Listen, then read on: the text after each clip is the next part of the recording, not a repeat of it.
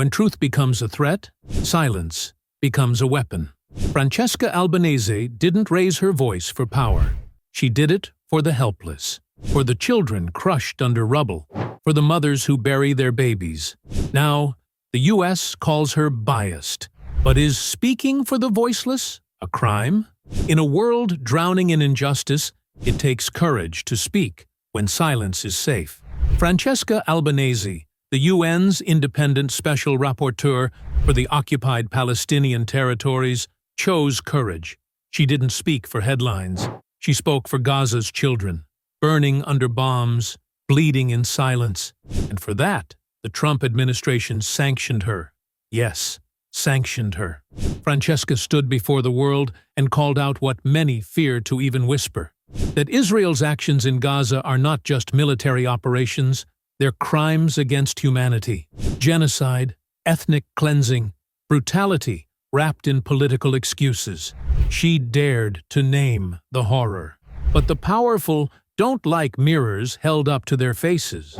So instead of questioning the crimes she exposed, they punished the woman who dared to speak. The United States accused her of bias, of anti-Semitism, of encouraging international prosecution. But what was her real crime? Advocating for justice, demanding accountability, defending people who have no one else to defend them. The timing of the sanctions was no coincidence. Just as Israeli Prime Minister Netanyahu arrived in Washington to discuss a so-called peace deal, the U.S. announced penalties against the woman who called him out. Francesca wasn't intimidated. "They want to silence me because I speak for those who cannot afford silence," she said.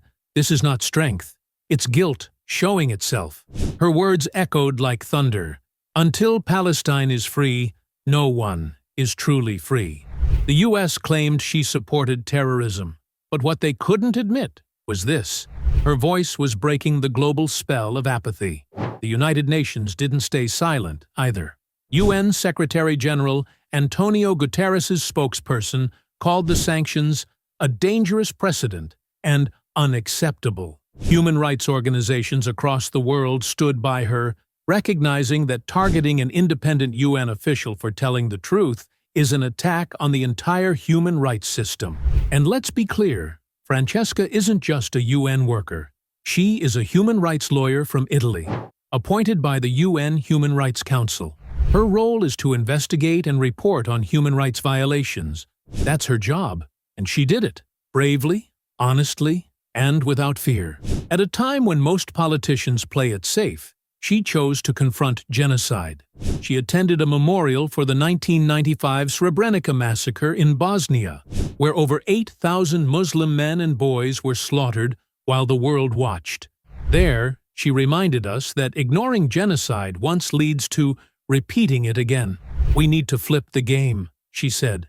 "They can't fire all of us. They can't kill all of us. They can't silence all of us." She's right. History doesn't remember those who stayed neutral. It remembers those who stood on the side of truth, even when it cost them everything. Francesca Albanese didn't lose her voice. She gave it to the voiceless. And now, it's our turn to use ours. If her courage moved you, don't scroll past. Share this story. Speak up. Be part of the global voice that stands for justice in Gaza. Because silence helps the oppressor, not the oppressed. They may try to silence one voice, but they can't silence all of us. Not if we speak together.